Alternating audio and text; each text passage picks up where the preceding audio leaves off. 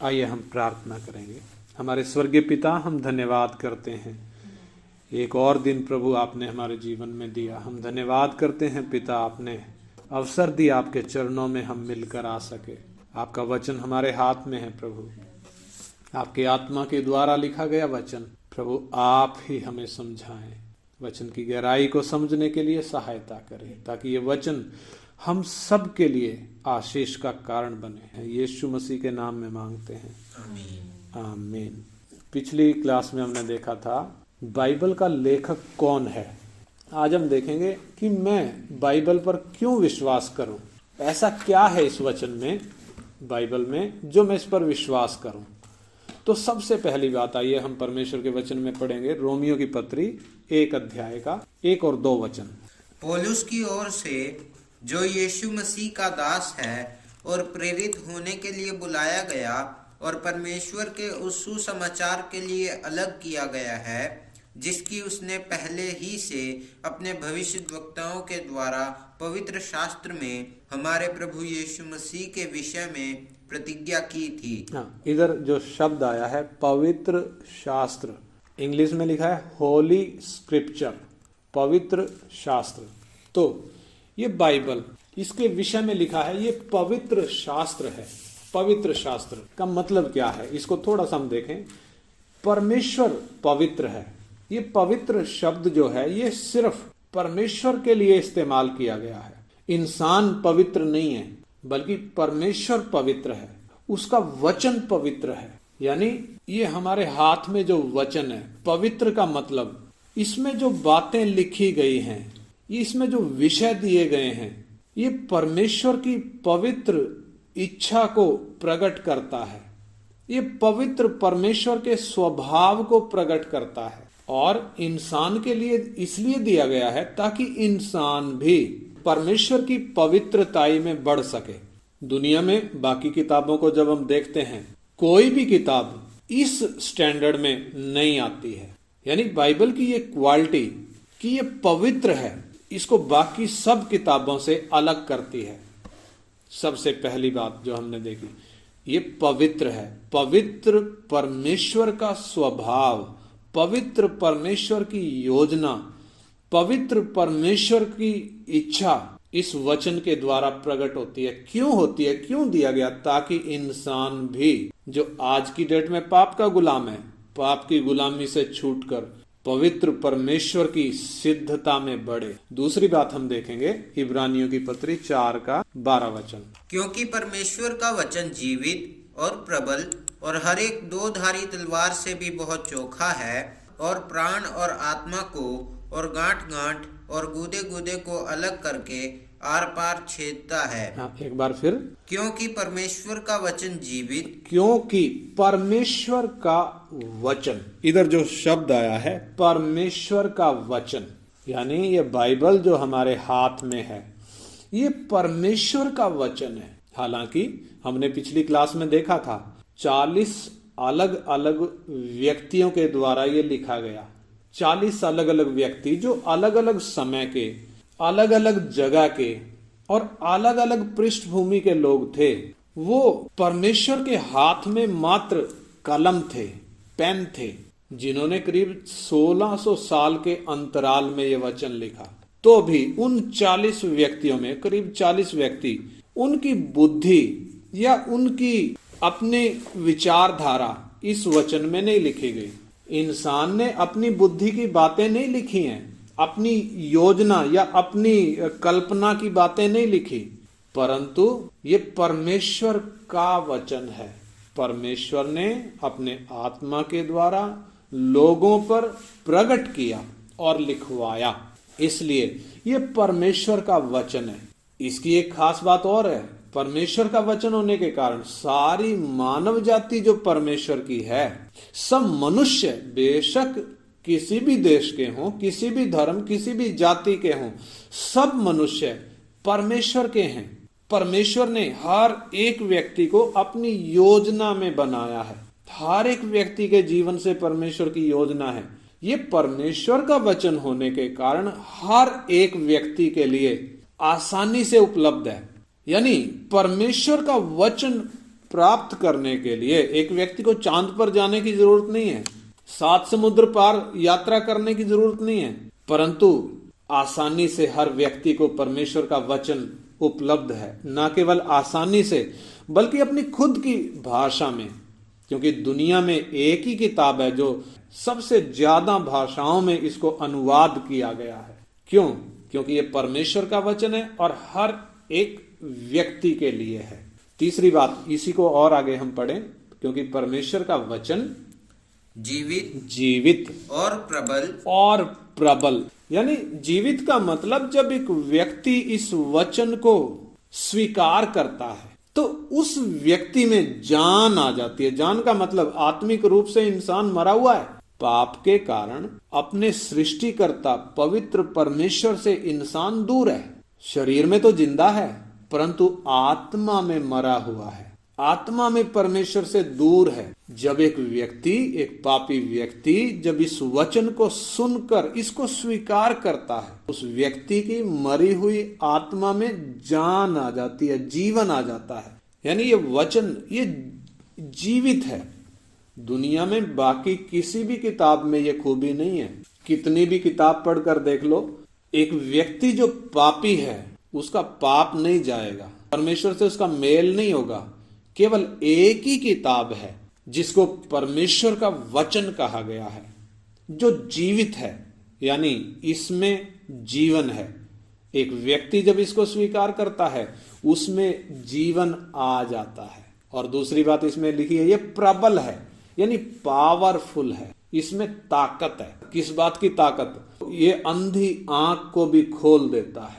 इंसान जो अंधेरे में टटोल रहा है, ये परमेश्वर के वचन में वो ताकत है कि उसकी अंधी आंखों को खोल देता है। इस वचन में ताकत है, मरे हुए में जान डाल देता है। इस वचन में ताकत है, एक पापी व्यक्ति का जीवन ये बदल देता है। कितना भी बड़ा पापी हो, कितना भी बड़ा अपराधी हो, जब इस वचन को स्वीकार करता है उसका जीवन बदल जाता है। क्यों? क्योंकि इस वचन में वो ताकत है। और किसी किताब में ऐसी ताकत नहीं है। दूसरी किताबों को पढ़ने से ज्ञान तो आ जाएगा, ज्ञान का मतलब जानकारी हासिल हो जाएगी, परंतु उसमें वो ताकत नहीं है कि एक व्यक्ति का जीवन बदल दे। और चौथी बात हम पढ़ेंगे दानियल की भविष्यवाणी की पुस्तक 10 अध्याय उसका 21 वचन हम पढ़ें। जो कुछ सच्ची बातों से भरी हुई पुस्तक में लिखा हुआ है वह मैं तुझे बताता हूँ। हाँ, देखिए इधर लिखा है, जो कुछ सच्ची बातों से भरी हुई इस पुस्तक में लिखा हुआ है वो मैं तुझे बताता हूँ। यानी इस पुस्तक की एक और खासियत इधर बताई गई है, सच्ची बातों से भरी हुई पुस्तक, ये इसकी विशेषता है। यानी ये वचन ये सच्चा है, इसमें जो बातें लिखी हैं ये सच्ची बातें हैं, इनमें कुछ भी झूठ नहीं है, इनमें कुछ भी कल्पना नहीं है, इसमें मनुष्य की बुद्धि का एक लेस मात्र भी नहीं है। परमेश्वर का वचन होने के कारण यह सच्चा वचन है। एक और वचन यूहन्ना 17 अध्याय का 17 वचन, सत्य के द्वारा उन्हें पवित्र कर, तेरा वचन सत्य है। हाँ, सत्य के द्वारा। देखो प्रभु यीशु इधर प्रार्थना कर रहे हैं एक विश्वासी के लिए, क्या बोलते हैं? हे पिता, सत्य के द्वारा उन्हें पवित्र कर, तेरा वचन सत्य है। यानी परमेश्वर का वचन ये सत्य वचन है। इस सच्चे वचन ने कितने हजारों लाखों लोगों की जिंदगी को बदल दिया है, जिनमें एक मैं भी हूं, सबसे बड़ा पापी। मेरे भी जीवन को परमेश्वर ने बदला है। यीशु के पास आने से पहले, इस वचन को स्वीकार करने से पहले जो मेरा जीवन था और आज जो मेरा जीवन है, जैसे रात और दिन में फर्क होता है, जैसे अंधेरे और उजियाले में फर्क होता है, वो फर्क है। यानी इस वचन में, इस सच्चे वचन में ऐसी विशेषता है, ये जीवन को बदलता है। कितना भी बड़ा अपराधी हो, उसके जीवन को, उसकी सोच को, उसके व्यवहार को, उसके चाल चलन को, उसके देखने के तरीके को ये बदल देता है। इसमें वो ताकत है। और यूहन्ना 8 का 32, तुम सत्य को जानोगे, तुम सत्य को जानोगे और सत्य तुम्हें स्वतंत्र करेगा। सत्य तुम्हें स्वतंत्र करेगा। यानी ये सत्य स्वतंत्र करने की ताकत रखता है, ये बंधनों को तोड़ता है, ये बेड़ियों को तोड़ता है। इंसान तरह तरह की बेड़ियों में जकड़ा हुआ है, अंधकार की बेड़ियां, पाप की बेड़ियां, नशे की बेड़ियां, कितने बंधन इंसान के पैरों और हाथों और गले में और जीवन में पड़े हुए हैं। प्रभु कहता है तुम सत्य को जानोगे और सत्य तुम्हें आजाद करेगा। एक व्यक्ति जब इस सत्य को सुनता है और इसको सुनकर स्वीकार करता है, सारे बंधनों से आजाद हो जाता है। एक ही किताब है इस धरती पर जिस पर विश्वास किया जा सकता है, जो विश्वास योग्य है, एक ही है। और इसकी विश्वास योग्यता यानी इसकी सच्चाई हमें कैसे पता चलती है? इतिहास गवाही देता है। इतिहास को आप उठाकर देखो, इतिहास इस वचन के सच्चा होने का सबूत देता है। इतिहास में लिखी हुई बातें परमेश्वर के वचन में पहले से ही लिख दी गई थी। आज जो घट रहा है इस वचन के अनुसार घट रहा है। आने वाले दिनों में जो होगा पहले से ही इसमें लिखा हुआ है। यानी घटी हुई घटनाएं और घटती जा रही घटनाएं प्रमाणित करती हैं ये वचन सच्चा है, इसमें कुछ भी झूठ नहीं है। और अगली बात हम देखते हैं रोमियो की पत्री 10:17 वचन। अतः विश्वास सुनने से और सुनना मसीह के वचन के से होता है। अतः विश्वास सुनने से और सुनना मसीह के वचन से होता है। यानी ये वचन, इसकी खासियत क्या है? जब एक व्यक्ति इस वचन को सुनता है, इधर लिखा है सुनने से विश्वास उत्पन्न हो जाता है। ये वचन एक व्यक्ति के अंदर विश्वास पैदा करता है। इसमें वो खास बात है, किसी स्कूल कॉलेज की किताब पढ़ने से विश्वास पैदा नहीं होता, और कोई दूसरी किताब पढ़ने से, कोई भी धार्मिक किताब पढ़ने से अंदर वो विश्वास पैदा नहीं होता।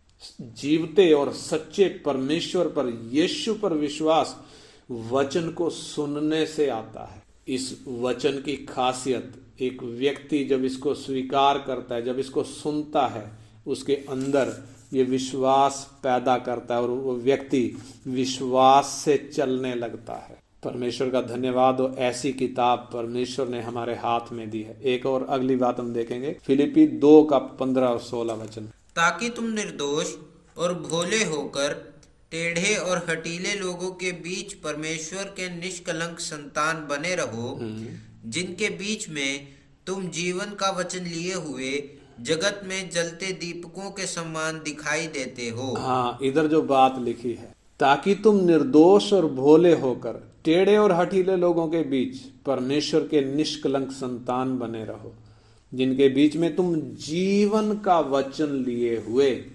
जगत में जलते दीपकों के समान दिखाई देते हो। क्या लिए हुए? जीवन का वचन। यानी इतनी बातें हमने देखी।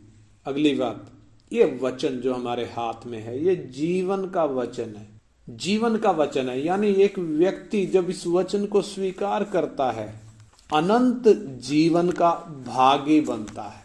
अनंत जीवन का भागी। और इस दुनिया में टेढ़े हठीले लोगों के बीच में इस वचन पर चलने वाले व्यक्ति का जीवन दूसरों के लिए आशीष का बनता है। अंधेरे में पड़े हुए लोगों के लिए ज्योति का जीवन बनता है। इस वचन को स्वीकार करने से वो अनंत जीवन एक व्यक्ति के अंदर आता है। एक वचन और इधर लिखा है इसी विषय में, यूहन्ना 6:47। मैं तुमसे सच सच कहता हूँ कि जो कोई विश्वास करता है अनंत जीवन उसी का है। अनंत जीवन उसी का है। और 63 वचन भी, आत्मा तो जीवनदायक है, आत्मा तो जीवनदायक है, शरीर से कुछ लाभ नहीं। जो बातें मैंने तुमसे कही हैं, जो बातें मैंने तुमसे कही हैं, वे आत्मा हैं, वो आत्मा हैं और जीवन भी और हैं। जीवन भी है। यानी इस वचन में जब एक व्यक्ति ईमान लाता है, अनंत जीवन का भागी बनता है। ये जीवन का वचन है, एक व्यक्ति के अंदर अनंत जीवन उत्पन्न करता है। यानी अनंत जीवन का मतलब वो व्यक्ति फिर मृत्यु को कभी नहीं देखेगा। मृत्यु का मतलब शरीर की मृत्यु नहीं, बल्कि वो अनंत काल की मृत्यु, जब एक व्यक्ति परमेश्वर से हमेशा के लिए दूर चला जाएगा, फिर कोई मौका नहीं होगा। मौका सिर्फ इस शरीर में ही है। यानी ये वचन एक व्यक्ति को मौत के बंधनों से छुटकारा देकर अनंत जीवन का भागी बनाता है। किसी और किताब में ये खूबी नहीं है। अगली और लास्ट बात हम देखेंगे, भजन संहिता 119 का 11। मैंने तेरे वचन को अपने हृदय में रख छोड़ा है, मैंने तेरे वचन को अपने हृदय में रख छोड़ा है, कि तेरे विरुद्ध पाप ना करूं। कि तेरे विरुद्ध क्या ना करूं? पाप ना करूं। यानी ये वचन में वो ताकत है, ये वचन में वो खूबी है। जब ये मन में होता है ना, जब एक व्यक्ति के अंदर ये होता है, तो वो व्यक्ति परमेश्वर के विरुद्ध पाप नहीं करता। इसलिए इधर दाऊद क्या कह रहा है? तेरे वचन को मैंने अपने हृदय में रख छोड़ा है, ताकि मैं तेरे विरुद्ध पाप ना करूं। यानी ये वचन हमें परमेश्वर के खिलाफ जाने से रोकता है, परमेश्वर के विरोध में पाप करने से रोकता है। तो आइए हम अपना जीवन देखें। जब ये किताब परमेश्वर ने हमारे हाथ में दी है, परमेश्वर का वचन कहता है, रोमी 2:13 में लिखा है, इस वचन को सुनने वाले नहीं बल्कि इस पर चलने वाले धर्मी गिने जाएंगे। पढ़े रोमियो की पत्री 2:13 वचन। क्योंकि परमेश्वर के यहाँ व्यवस्था के सुनने वाले धर्मी नहीं, हाँ, पर व्यवस्था पर चलने वाले धर्मी ठहराए जाएंगे। हाँ, व्यवस्था के यानी परमेश्वर के वचन के सुनने वाले नहीं, परंतु इस पर चलने वाले धर्मी ठहराए जाएंगे। तो क्या मैं इस वचन का सुनने वाला ही हूं, या मैं इसको सिंसियर होकर निरंतर इसको सीखता हूं, स्टडी करता हूं, अध्ययन करता हूं। दुनिया जब अंधेरे में टटोल रही है, सत्य को ढूंढ रही है, हमारे प्रेम करने वाले पिता ने हमारे हाथ में अपना वचन दिया है, सत्य का वचन दिया है, परमेश्वर का पवित्र वचन दिया है। इसके विषय में लिखा है, आसमान टल जाएगा, धरती टल जाएगी, लेकिन इसमें लिखी हुई बातें नहीं टलेंगी। इसमें एक मात्रा भी, एक बिंदु भी पूरा हुए बिना टलेगी नहीं। आकाश टल सकता है, धरती टल सकती है, एक बिंदु, एक मात्रा भी पूरा हुए बिना टलेगी नहीं। हमारे प्यार करने वाले पिता ने हमारे हाथ में जब ये वचन दिया है, तो क्या हम केवल सुनने वाले ही हैं, या हम ध्यान से इसको अध्ययन करते हैं? आइए हम अपने जीवनों को जांच कर देखें। सुनने से फायदा नहीं है, बल्कि इसको ध्यान से पढ़कर, इसको मनन करने से, इसको अध्ययन करने से, इसको स्वीकार करने से ही ये खूबियां जो हमने देखी हैं हमारे जीवन में कार्य करेंगी। सुनने वाले परमेश्वर की नजरों में धर्मी नहीं है, परंतु इस पर चलने वाले परमेश्वर की नजरों में धर्मी गिने जाएंगे। परमेश्वर का ये वचन जब मेरे और आपके हाथ में परमेश्वर ने दिया है, हमारे अपने समझने की भाषा में दिया है, बहुत ज्यादा पैसे खर्च नहीं करने पड़े, बहुत ज्यादा मेहनत करके हमने नहीं पाया है, बड़ी आसानी से परमेश्वर ने हमें उपलब्ध कराया है। इसके प्रति हमारा व्यवहार कैसा है, इसके प्रति हमारी सोच कैसी है, हमारी भूख कैसी है? परमेश्वर का वचन कहता है, प्रभु ने पहले ही बोल कर रखा है, जो प्यासा है वो मेरे पास आए, जो मांगेगा उसे मिलेगा, जो ढूंढेगा वो पाएगा, जो खटखटाएगा उसके लिए खोला जाएगा। यानी ये बंद किताब किसी काम की नहीं, जब तक हम इसको खोल कर इसको ध्यान से पढ़ते नहीं हैं, इसको समझते नहीं हैं। ये परमेश्वर का वचन होने के कारण परमेश्वर ने ही हमें समझा कर देना है। इसलिए आइए मैं और आप इस आने वाले नए साल में एक नया समर्पण हम अपने जीवनों के विषय में करें। मेरे हाथ में दिया गया वचन मैं और लगन के साथ सिंसियर होकर इसको मैं अध्ययन करूंगा, इसको मैं समझूंगा, इसमें प्यार करने वाले मेरे पिता ने मुझे क्या लिख कर दिया है। कोई भी ऐसी किताब ना रहेगी जिसको मैं ना समझूं। परमेश्वर का आत्मा हमें हर एक वचन समझा कर देना चाहता है, इसलिए वो हमारे जीवनों में आया है। प्रभु यीशु ने कहा, सत्य का आत्मा तुम्हें सब बातें सिखाएगा। वो सहायक हमारे जीवन में जब आया है, आइए हम उसकी सहायता से इस वचन को समझें। दूसरे हमें ये वचन समझाते हैं, प्रभु के सेवक, परंतु वो तो सिर्फ 10% है, 10% है। वो सारी बातें नहीं समझा सकते। 90% हमने खुद इसको समझना है। परमेश्वर उसके लिए हमारी सहायता करने को तैयार है। परमेश्वर का आत्मा हमारे अंदर उस बात के लिए आया है, हमें सिखाने के लिए आया है, हमें मसीह की पहचान में लाने के लिए आया है। आइए हम आज एक समर्पण करें। इस नए साल में मैं और लगन और समर्पण के साथ, आज्ञाकारिता के साथ, सिंसियर होकर इस वचन को सीखूंगा, इसको समझूंगा और मैं इस पर चलूंगा। ये जीवन का वचन परमेश्वर ने जब मेरे हाथ में दिया, जिस उद्देश्य से दिया है, वो उद्देश्य मेरे जीवन में पूरा होगा। आइए उसके लिए हम प्रार्थना करें। हमारे स्वर्गीय पिता, हम धन्यवाद करते हैं, आपने आज जो बातें हमें सिखाई, आपने अपना वचन हमारे हाथ में दिया है। मैं इस पर क्यों विश्वास करूं? वो बातें प्रभु आपने हमें समझाई। प्रभु हम आपसे विनती करते हैं, ये वचन जो आपने लिखा है प्रभु, हमें वो लगन, हमें वो समर्पण, वो आज्ञाकारिता हम एक एक के जीवन में दें पिता, ताकि ये वचन हम एक एक के जीवन में कार्य करें। इसको हम सीखें, इसको हम अध्ययन करें और इस पर हम चलें प्रभु। दुनिया जब अंधेरे में है, सत्य को ढूंढ रही है, आपने जब अपना वचन हमारे हाथ में दिया है प्रभु, ये बंद किताब ना रहे, बल्कि प्रभु हम इसको सीखें और प्रभु इस अंधेरे भरी दुनिया में, इस उजियाले में हम चल सकें और बहुतों के लिए हमारा जीवन आशीष का हो जाए। आपके हाथ में प्रभु हम अपने जीवन सौंपते हैं। सारी महिमा और आदर आपको देते हैं। प्रभु यीशु मसीह के नाम में मांगते हैं, आमीन आमीन।